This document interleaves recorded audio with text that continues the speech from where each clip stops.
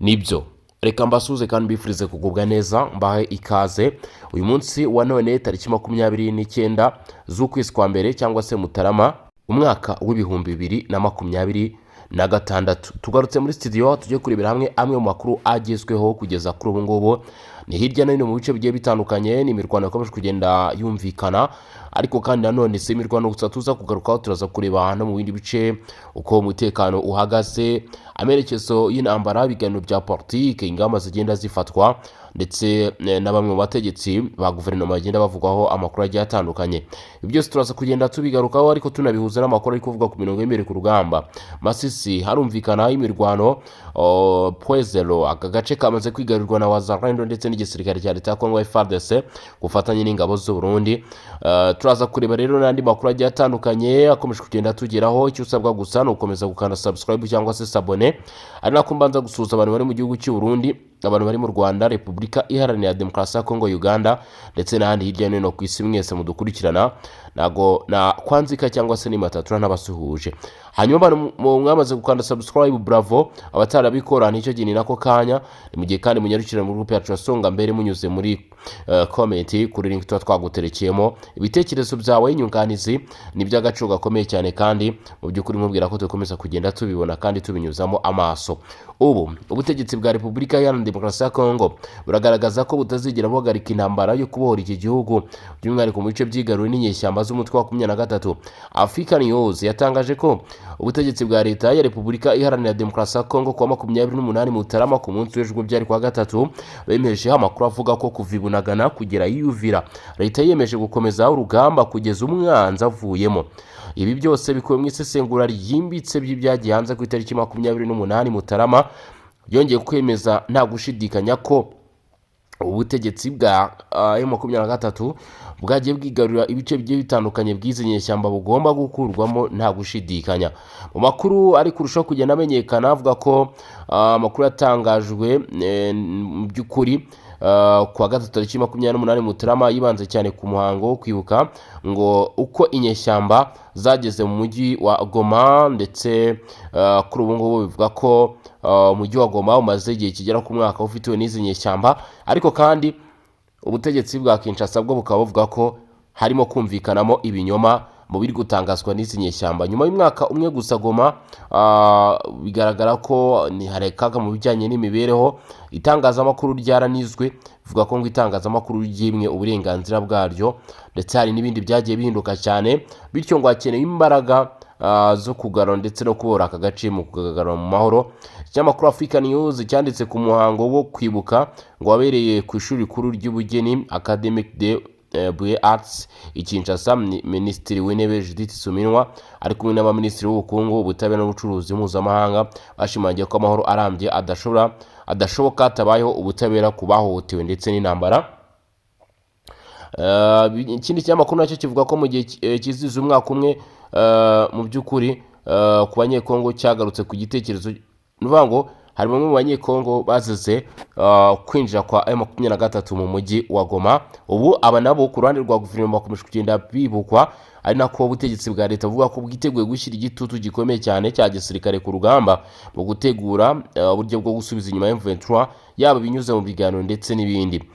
Info 27 yo isobanura ko kuri leta kwibuka abazize intambara byabaye igikoresho cya politike kigamije gukomeza ubumwe bw'igihugu, ndetse banagaragaje ko amasezerano ya Washington hagati ya Leta Zunze Ubumwe za Amerika, Repubulika ya Demokarasi ya Kongo yinjiye mu cyiciro cy'ishyirwa mu bikorwa, bikaba bitegerejweho ubufasha bukomeye mu bya tekinike n'ibikoresho. Ntabwo bizwi neza niba icyemezo 2773 hashingiye ku mwanzuro kizakurikizwa, ni ukuvuga aho Kinshasa isaba ingabo z'u Rwanda ko ziva ku butaka bwa Kongo guhagarika imirwano, ariko bikaba ari ibyashimangiwe mu nama ya Loni. Hategejwe rero igihe iki cyemezo kizashyirwa mu bikorwa, ariko abandi bakavuga bati haracyakenewe ingufu nyinshi cyane. Tunyarukiye ku bijyanye n'imirwano mbere ko dukomeza n'andi makuru. Ubu Masisi aravugwa amakuru atoroshye cyane kuri uyu wa 29 z'ukwezi kwa mbere. Biravuga ko aho bita Mihala hakomeje kugenda hagaragara imirwano ku isaha y'ine za mu gitondo. Uyu wa kane hatangijwe imirwano yabiri aho bita Mihara muri Mweso, ngo intwaro zikomeye cyane zizakomeje kugenda zumvikana, amasasu yaguye mu midugudu imwe n'imwe ituye muri ibi bice. Bivugwa ko kugeza kuri ubu ngubu ibice biri kuberamo imirwano byari bimaze iminsi bigaragaramo ubwiyongere bw'abagize inyeshyamba z'umutwe wa M23. Bivugwa ko urugamba rwabaye ahangaha cyangwa se imirwano yaje kumvikana aha muri ibi bice bigaragara cyangwa se nta gushidikanya byerekana ishusho y'uko ibice bimwe na bimwe mu by'ukuri birimo biragenda byigarurirwa. Ubu ingabo za leta ya Repubulika ya Demokarasi ya Kongo FARDC Kivu y'Amajyepfo zongeye kwigarura Puezero, ahantu h'ingenzi cyane mu bya gisirikare. Ni agace kari muri teritwari ya Fizi mu ntara Kivu y'Amajyepfo. Aka gace ka Puezero gafite akamaro gakomeye kuko kanyurwa cyangwa se ni agace kari amasangano y'umuhanda ku nzira igana mu mujyi wa Baraka mu murwa mukuru wa teritwari ya Fizi, ndetse kakaba gahuza n'intara ya Tanganyika. Kongera kukigarurira kw'ingabo za leta ni intambwe ikomeye mu gucunga umutekano ndetse no mu bikorwa bya gisirikare muri ako gace ka Kivu y'Amajyepfo. Mu isi ishize nibwo inyeshyamba z'umutwe wa 23 zifatanyije na Red Tabara ndetse n'abitwa Twirwaneho babashije kugera muri aka gace baza kwirukanamo uruhande rwa guverinoma, ariko ubu kote FARDC nayo ikaba tayari yamaze kongera kugaruka muri uyu mwanya, yongera kugarukana iki gice. Rero ubu ikaba yamaze kuba yahibikaho nk'uko amakuru aturuka muri ibi bice byo muri Fizi abigaragaza ko Puezero yamaze kuba mu by'ukuri yajya cyangwa se yasubira mu biganza by'ubutegetsi bwa Repubulika Iharanira Demokarasi ya Kongo. Rero nyuma yo kwambura inyeshyamba za M23 aka gace rwose, nyuma yo kukamaramo igihe kigera nko ku cyumweru kimwe, ubu guverinoma iri kwishimira ko yongeye kuba yagira iki, yongeye kuba yagafata mw'abantu mwe. Bati ni ingenzi cyane kuko ubu umutekano wa Baraka, Tanganyika hose mu by'ukuri ni kimwe mu bintu bigaragara ko wishimiwe cyane, kuko aka gace kari ibyago n'amakuba kuri iki gice. Mu gihe kandi mu yandi makuru dukomeza kugenda tugaruka no ku zindi ngingo, kuri ubu Goma byifashe bite nabyo ngira ngo tunyarukire turebe uko byifashe. Ni mu bice bye bitandukanye dukomeza kugenda tureba. Goma hashize umwaka umwe M23 ifashe umujyi, ariko imiryango itandukanye imwe n'imwe iracyasaba ubutabera. Tariki 26 Mutarama 2026 M23 yizihije isabukuru y'umwaka umwe iri mu mujyi wa Goma, bashyigikiwe n'ingabo z'u Rwanda, ngo batangiye gufata umujyi wa Goma mu ntara Kivu y'Amajyaruguru nyuma yo gutsinda FARDC n'abafatanyabikorwa bayo. Mu gihe uwo mujyi w'intara wagwagwa mu maboko y'izi nyeshyamba, abaturage n'abasirikari benshi b'Abanyekongo bivuga ko ngo bishwe urubozo. Leta ya Repubulika ya Demokarasi ya Kongo ivuga ko abantu barenga ibihumbi 10 bishwe mu buryo muri ibyo bikorwa by'ubugizi bwa nabi. Nyuma y'umwaka umwe imiryango yabuze ababo ikomeje kubibuka ndetse no gusaba ko abagize uruhare muri ibyo byaha babiryozwa. Umwe mu baturage ba Goma agira ati, hashize umwaka umwe wose ntabwo tuzi irengero ry'abana bacu, abana banjye 3. Kuva inyeshyamba zafata umujyi sinigeze nongera kugira icyizere cyo kubabona, kuko mu mirwano abantu benshi bishwe rw'agashinyaguro. Icyo nsaba ubuyobozi ni ugufungura iperereza ku bwicanyi bwabereye hano.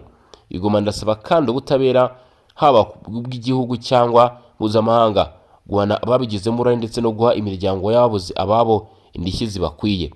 Ku rundi ruhande, abaharanira uburenganzira bwa muntu bashimangira ko ari ngombwa cyane ko amahoro agaruka mu ntara yose ya Kivu y'Amajyaruguru, bagasaba ko ihohoterwa rikorerwa abaturage rihagarara burundu.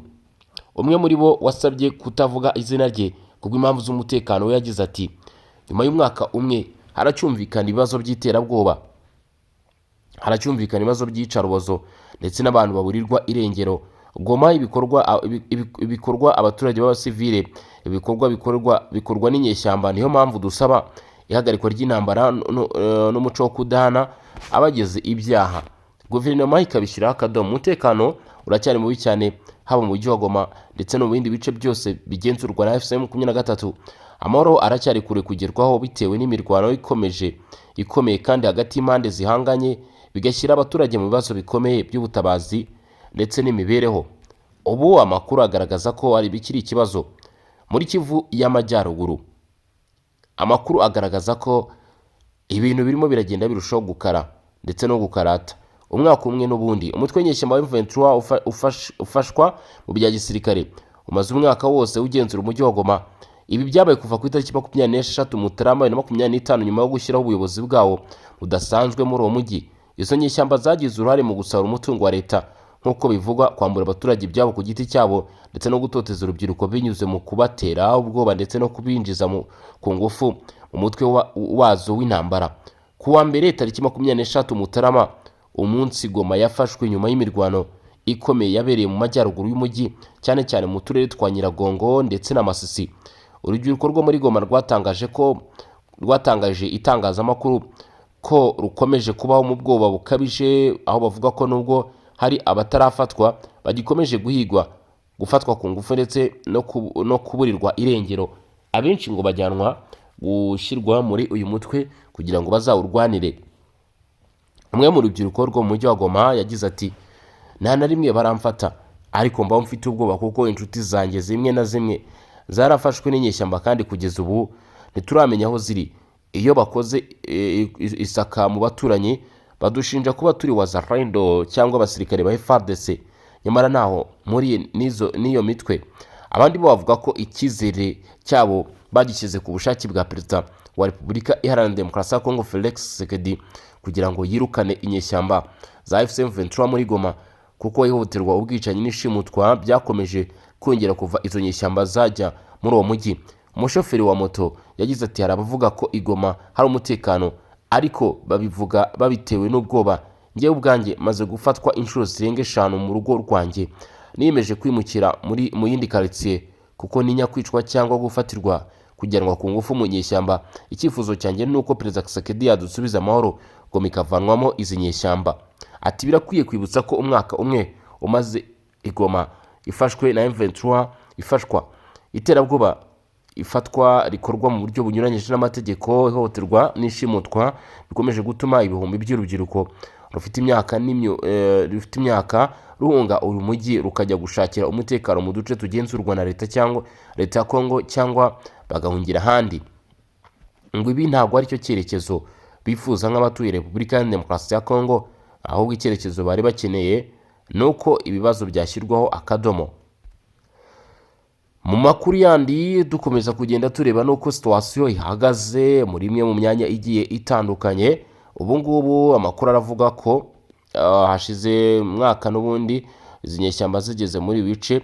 Radio Kapi kuwa gatatu tariki 28 Mutarama, Mario Ngavo uyobora ihuriro ry'imiryango ya societe civile mu mujyi wa Goma nawe ari mu buhungiro, yavuze ko ngo uwo mwaka wabaye wagahinda n'ishavu ku baturage basigaye mu mujyi no kubawuvuyemo bahunga umutekano muke. Turacyagaruka ku biri kuvugwa ku mujyi wa Goma. Yasobanuye ko kuva ku masaha ya mbere Goma ifashwe, ku isaha ya mbere Goma ifashwe, habayeho ihunga rikomeye ry'abantu b'ingenzi mu buzima bw'umujyi. Abaharanira uburenganzira bwa muntu, abanyamakuru, abanyamuryango ba societe civile, abihaye Imana n'abakozi ba leta nibo babanje guhunga kugira ngo birinde iterabwoba n'ibihano. Witwa Million Ngavo yagize ati, abari bafite uburyo barahunze kuko tutashoboraga kuguma aho. Nyuma y'umwaka umwe gusa icyaboneka ni umwiryane n'akaga gakomeye. Ubukungu bwahindutse ubw'inyerezwa n'ihohoterwa. Ati, mu mujyi wa Goma imbere imibereho y'abaturage yarushijeho kuba mibi cyane. Ubucuruzi bwahoze bukorerwa mu mujyi bwarahagaze bitewe n'ubusahuzi ndetse n'imisoro ikabije yashyizweho n'inyeshyamba, harimo n'imisoro yishyurwa inshuro ebyiri. Perezida wa societe civile agaragaza ibibazo bikomeye. Ati, ihohoterwa rishingiye ku misoro, abaturage basanzwe bakennye bashyirwaho imisoro iremereye igamije gushyigikira intambara y'inyeshyamba. Ngo ubushomeri bukabije, ibigo bito n'ibiciriritse byarahagaze bituma abaturage ibihumbi babura akazi. Umutekano muke mu ngo, ngo hagiye hagaragara ibikorwa byo gusaka amazu n'iterabwoba bigamije gusahura abaturage. Gusaba leta ya Kongo gutabara byihuse. Kubera ibibazo byose by'ubutabazi n'umutekano muke, Mario Ngavo arasaba ubuyobozi bukuru bwa Repubulika ya Demokarasi ya Kongo gufata ingamba zihuse zo gusubiza ubutegetsi bwa leta mu bice byafashwe. Yagize ati, icyo abaturage bifuza ni uko ubuyobozi bw'igihugu busubiza amahoro mu gihugu kandi bugafata ibice byafashwe, yaba ari mu nzira y'ibiganiro cyangwa mu gukoresha ingufu za gisirikare. Mu gihe ibiganiro bya diplomasi bikomeje mu karere, impunzi zavuye Goma ziri hirya no hino mu gihugu ndetse no mu karere ziracyategereje umunsi zizabona umutekano uboneye wongeye gusubira muri uyu mujyi wa Goma, bakabasha kongera gusubira mu bice baturutsemo. Reka tunyarukire kuri Matata Ponyo, umwe mu bategetsi ba Repubulika mu babayeho abategetsi ba Repubulika Demokarasi ya Kongo. Matata Ponyo ari mu buhungiro. Wahoze ari minisitiri w'intebe wa Repubulika Iharanira Demokarasi ya Kongo Augustin Matata Ponyo ngo aramagana igihano yakatiwe n'urukiko rw'itegeko nshinga n'urukiko nk'uko biteganya n'itegeko nshinga. Muri Gicurasi 25 urwo rukiko rwamuhamije icyaha cyo kunyereza amafaranga agera kuri miliyoni 50 z'amadolari y'Amerika yaragenewe umushinga w'ubuhinzi n'inganda wa Bukanga Lonzo. Yakatiwe igifungo cy'imyaka 10, imyaka 5 atemerewe kwiyamamaza cyangwa gutorerwa imyaka ya politike, yamburwa uburenganzira bwo gutora, anamburwa amahirwe yo kugabanyirizwa igihano, ndetse anategekwa kwamburwa imitungo ingana n'amafaranga ashinjwa kunyereza. Mu kiganiro yahaye TV5 Monde kuwa gatatu tariki 28 Mutarama 2026, Matata Ponyo yavuze ko atarebwa n'urubanza rwubahirije amategeko. Yavuze ko igihano yakatiwe gifitanye isano nuko yanze gukora n'ubutegetsi bwa Perezida Felix Tshisekedi, ndetse anasobanura ko urubanza rwe rwari rushingiye ku moko n'uturere. Yongeye ko abacamanza bamukatiye bose bakomoka mu bwoko bumwe bwa perezida, bakaba baturuka mu ntara ya Kasai. Ibyo akavuga ko byerekana ko urukiko rutabaye rwigenga. Nyuma yo kuva muri Repubulika ya Demokarasi ya Kongo, mbere yuko igihano gishyirwa mu bikorwa, Matata Ponyo ubu aba mu buhungiro. Nubwo igihano yakatiwe kiremereye, avuga ko akomeje kwizera ko ubutabera nyabwo buzatsinda umunsi umwe. Anashinja ubutegetsi gukoresha ubutabera mu nyungu za politike. Matata Ponyo ntabwo yishimira igihano yahawe, avuga ko atanyuzwe n'igihano yakatiwe ngo kuko abona ko arimo kumurengerera. Ubutegetsi bwa Repubulika ya Demokarasi ya Kongo nabwo buvuga ko nta muntu n'umwe uzigira witwaza ububasha afite ngo asahure ibigenewe abaturage. Guverinoma n'umuryango w'abibumbye ngo baba biyemeje gushyiraho sisiteme yo gutanga umuburo hakiri kare. Guverinoma ya Repubulika Iharanira Demokarasi ya Kongo iyobowe na Perezida Felix Tshisekedi Tshilombo hamwe n'umuryango w'abibumbye batangaje ko biyemeje gushyiraho sisiteme yo gutanga imuri hakiri kare mu rwego rwo kwirinda no kugabanya ingaruka z'ibiza n'ibyago bitandukanye byibasira igihugu mu duce tugiye dutandukanye. Biragenda bite?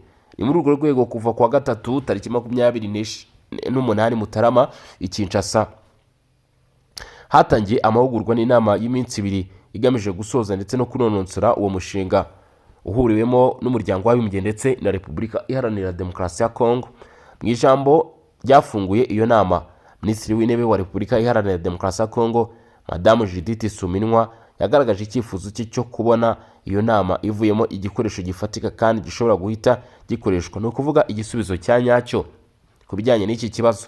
Yagize ati kugira ngo systeme ikore neza si amahitamo ku gihugu cyacu, ahubwo ni ngombwa cyane kugira ngo duhangane n'ibibazo n'ibiza bikunze guhungabanya ituze ry'abaturage bacu. Nishimira kandi ubushishozi bwa Perezida wa Repubulika wabitekereje kare. Ku rundi ruhande, uhagarariye umunyamabanga mukuru wa Loni ushinzwe kugabanya ingaruka z'ibiza yashimiye kugera muri Repubulika ya Demokarasi ya Kongo agakorana n'abayobozi b'inzobere muri uwo mushinga. Yagaragaje icyizere cy'uko system yo gutanga umuburo hakiri kare izagira akamaro kanini, itabaye gusa mu kurokora ubuzima bw'abantu ahubwo mu guteza imbere igihugu n'abagituye. Kamal Kishore yagize ati systeme nziza yo gutanga umuburo ku gihugu nka Repubulika ya Demokarasi ya Kongo izafasha gusa guhangana n'ibiza, ahubwo izanagira uruhare mu iterambere ry'igihugu n'abaturage bacyo. Iyi nama ihuje inzobere amagana zo mu gihugu no hanze yacyo zikora mu nzego z'itumanaho, igenzura ry'ibiza ndetse no kwita ku bahuye n'ibyago. Biteganyijwe ko izasozwa ku wa 4 tariki 29 Mutarama, ari naho uyu munsi. Abategetsi ba Kinshasa bategereje iyo nama igisubizo iza gutanga, bigatuma Repubulika ya Demokarasi ya Kongo ibona mu gihe gito cyane systeme igomba kubafasha muri iki kibazo, dore ko ibiza bigaragara ko byangiza ibikorwa remezo, ubuzima bw'abantu. Biro ngo harashaka kugabanywa umubare wabyo w'ingaruka zabyo kugira ngo mu by'ukuri bibashe kuba byagera ku gisubizo kirambye. Aya rero ni amakuru twari dukomeje kugenda tugarukaho, ni byinshi byari bikomeje kugenda bitangazwa cyangwa se ni byari bikomeje kugenda bivugwa binagarukwaho hirya hino mu duce tugiye dutandukanye. wowe wari udukurikiranye rero uri mu bice bitandukanye, reka ngushimire cyane nkubwire wakoze kudukurikirana, wakoze gukomeza kubana natwe. Ni iby'agaciro kandi by'ingenzi kurushaho gukomeza kubana natwe. turasubira mu masaha ari imbere ubwo tuza kuba tureba n'ibindi babigezweho. yumva kuri mikoro na Bosco Mutaramu cyane. iyi ni Region Info.